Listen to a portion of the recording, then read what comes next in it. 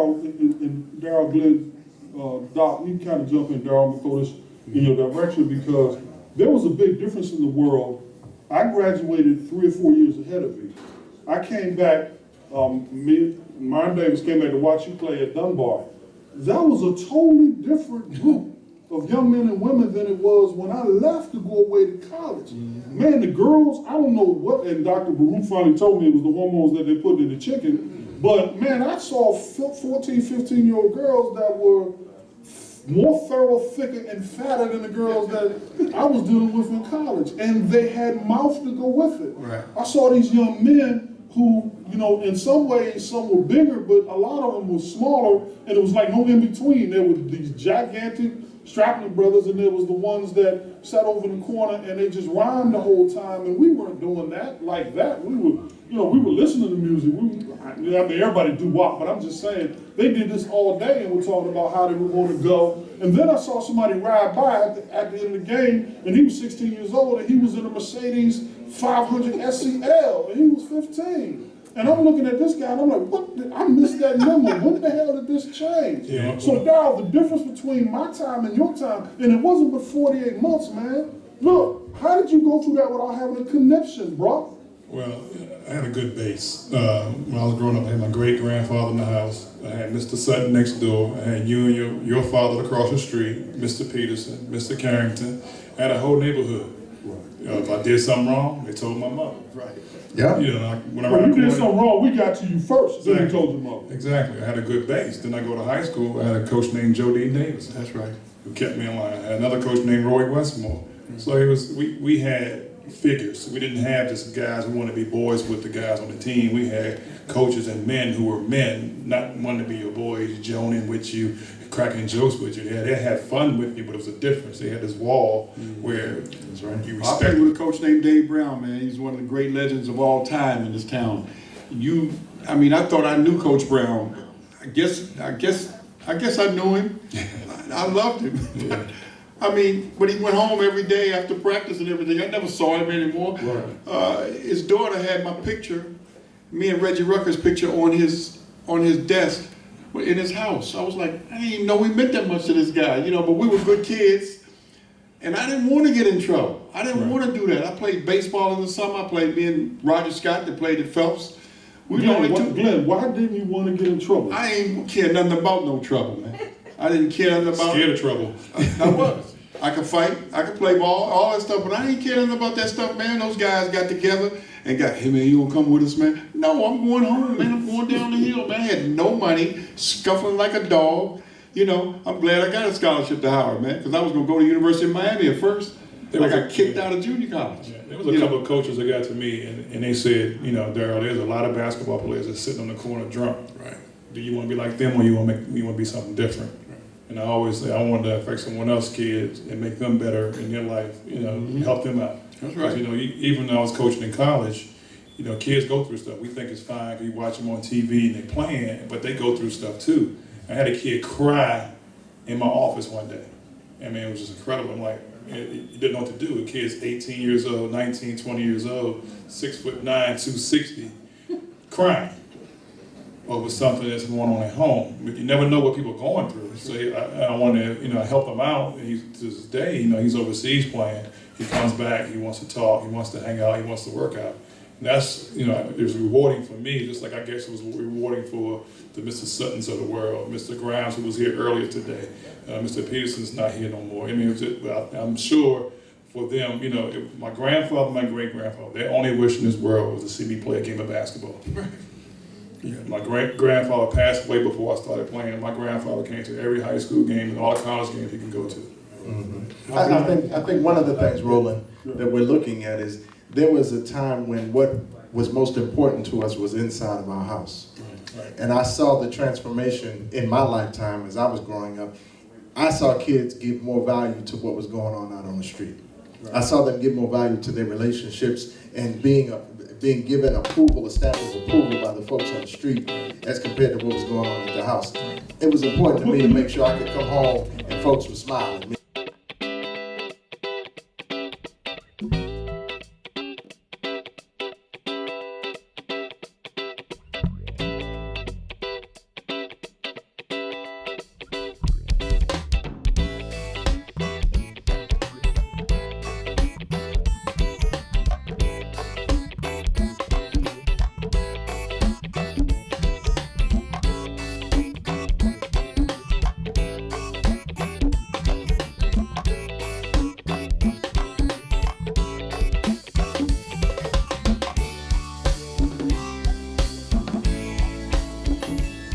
All right, ladies and gentlemen, if you would, at this time, I have another special guest for you. He played for the University of West Virginia, straight out of the Dunbar Crimson Tide here in the Washington, D.C. area. He also played professionally overseas. Did I get that right? Yep. All right, ladies and gentlemen, put your hands together for Mr. Darryl Prue. Thank you. Yeah, man. We got to put handles on that thing, man. You know what it is, man? I'm so diesel that like every time I flex my chest, That's what it is. you know, that's what it is, right?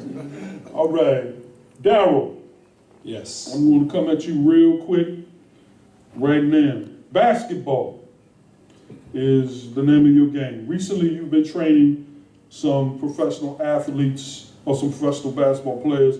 Are you at liberty to talk about who they are and what kind of work you're doing with them? Yes, I train Greg Monroe at Detroit Pistons every summer for the last couple of years, and I had Roy Hibbert a couple of years ago. He made his All-Star game.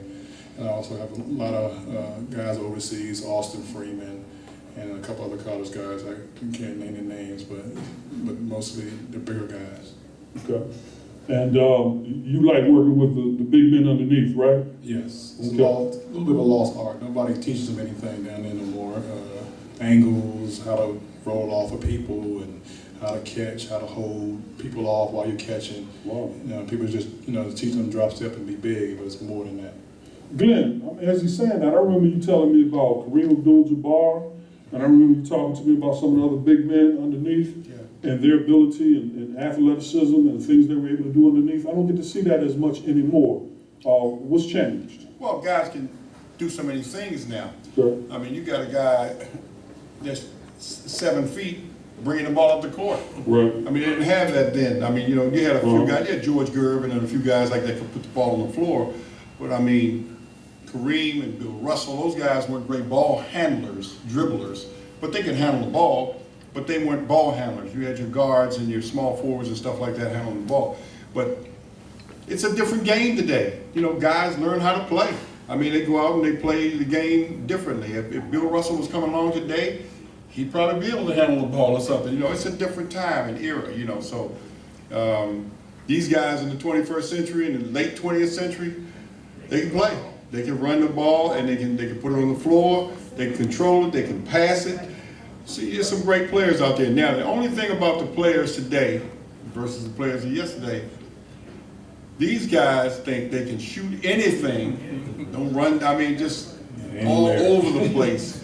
And they need to calm down some. All this wild craziness. First of all, everybody ought to wear white shoes. And white socks. You know what I mean? All that 50 kind of colors and all that kind of stuff. I know it's a new time, but they look like I don't know what, man. And you don't know who's playing. Sometimes they're all over the place.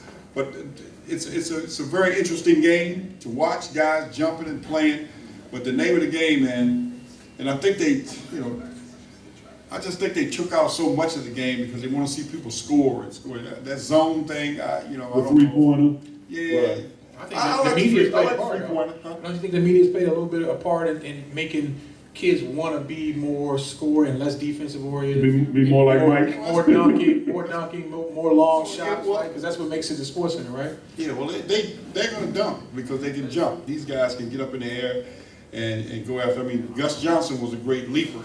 He wasn't all that fancy. He didn't do all that shuffling and everything, but he could jump, man. But it's the way the game was played then. Elgin Baylor was a great player and played until he couldn't play anymore. And then, he would be a great player today because he'd be doing some of the same things these kids are doing today. He just is a great player, man. I mean, great players are going to be great in any era they play in. Yes. That's the deal. All right, folks, we're going to pass one more thing on to Tiger Jackson, and then he's going to depart, and I'm going to ask Dr. Baruch to come up and take his place. I forgot to tell you I was getting ready to ask you to do that, so now I've asked you. It'll be good to see you. Up here, my brother. Yes, sir. Tioga, as you get ready to leave, if you could say one or two things to this population of folks watching online and also in the house right now. When I say Black American athlete, what are 2 or 3 things that come to your mind, and what do you want us to look like 2 or 3 years from now, 20, 30 years from now? First thing that comes to my mind is responsibility. I think about what you said before, microcosm, and the pressures. There's a lot of pressure involved. You find this with athletes, with artists. You know, you have certain things as a black athlete, as a black artist, to deal with that you don't have to deal with as a white athlete, a white artist. You know, you have to serve a lot of masters. Wow. One moment you have to be a role model because we have kids killing themselves in the streets, right? So you got to be a role model, but you also got to be allowed to grow up. And a lot of black athletes have to be the head of household when they're still young. When they're in their 20s, they got to be the leaders of their entire family, and they're 21 years old because they have $1 million or $10 million in a lot of cases. And so these are things that a lot of cultures don't have to deal with. But just because you have these responsibilities don't mean you can turn your back on them too. Right. I mean, they're going to be there whether you decide to face them or not. So, you know, it's a very, very complex thing. It's like a soup with a lot of different ingredients. And so what I don't like is when people outside of our community try to analyze these folks and saddle them with labels that are unfair because they're trying to make them something that they're not. And so that's for me, it's so complex. It always will come back for me to the family and how a kid was raised. But there's so many responsibilities and the lights are bright. And so kids have to, I'm calling these young players kids, they are saddled with all of these responsibilities to handle things that a lot of people aren't. And so when you analyze what happens to these young people, always think about these other facets outside of the actual game. You know, and then there's the game. Then you can actually play the game. So there's all these persons as well. Which is the monster in and of itself. Exactly. The game. Exactly. Before you leave, Can I say something to that? Daryl, certainly. I think it starts with the little kids. You when you're young, in the AAUs and all that stuff, and what happens is they're successful. So they go to high school. So now everybody thinks they're professional athletes because they're good in high school. Now they go to college, it might be just good because there's a lot of other people around this world that's very good. And what happens is, and when the guy doesn't make it, the family makes him feel disappointed. He's crushed. Yeah, I know a guy who swallowed his 12-gauge shotgun in his backyard. Yeah, I mean, they crushed. So what did you do? Or when your career is over, you know, my career was over in 2001, I knew I had to do something else with my life. And I stopped playing. I could have kept playing. I was only 32, 33 years old, but I knew it. You know, only had a couple of years left. And I had a friend of mine who's not here no more. You remember Derek Smith? He used to be the assistant coach with the Bullets. You know, he was like, yeah, you know, I stopped playing at 35, but I got another 30 years to live. What am I going to do? You know, I was trying to figure. It took me a while to get into coaching, but you know, I didn't have a plan.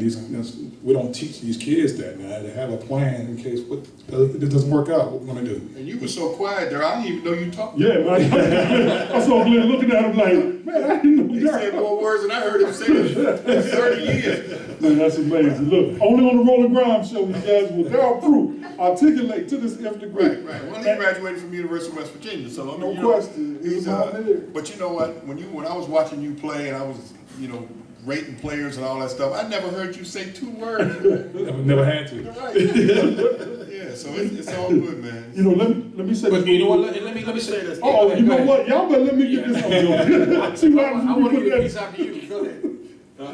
I want to say this. This is the 21st century. Uh-oh, here we go. All this stuff about playing ball and all this stuff, if you don't have a trade and you don't have an education, you're not getting a job.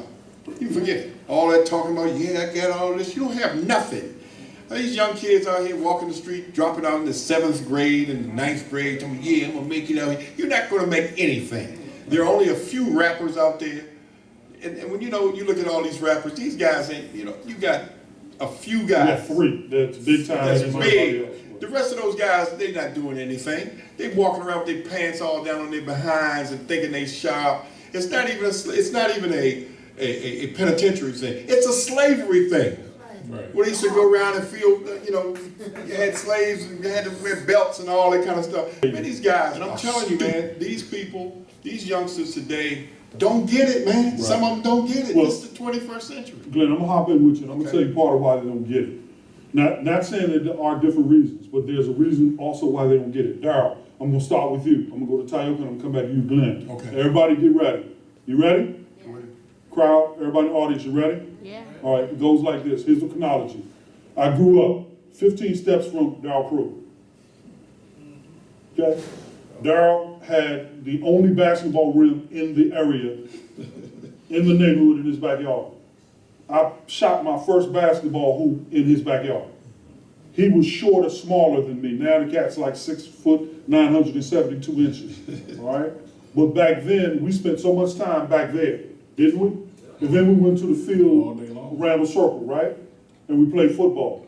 And we walked with each other to elementary school for 3 or 4 years before I moved out to Maryland, right? Yes. Now, Darryl, during that time, you knew what you were going to get every day that you saw me, correct? Yes. When we sat on the porch, we played Monopoly, Yep. we played chess, That's right. we went to Fort DuPont and watched the bands, Yep. and then we went home, right? Exactly. Curfews came up, they didn't have to tell us to go in. When lights came on, what Lights we came do? on, we're in the house. Right. And we hugged each other, said goodnight, and we'll see each other tomorrow. Right? Do it all over again. Tayoka. I had a chance while I was living in Syracuse, and Bernard Joseph called me and told me about this cat that was coming out of Syracuse going to Penn State that was a man-child. His name was Tyler Jackson. But before he went to Penn State, he went to Bishop McNamara High School. While he was at Bishop McNamara High School, he heard about a guy named Roland Bubba GRIMES.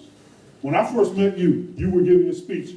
Tayoka donated, I'm going to just say it in totality, donated the football field at Bishop McNamara High School. He also spent some time building and trying to build some apartment complexes in the southeastern neighborhoods where he grew up. He also is the only one who owns an IHOP in Washington, D.C. area.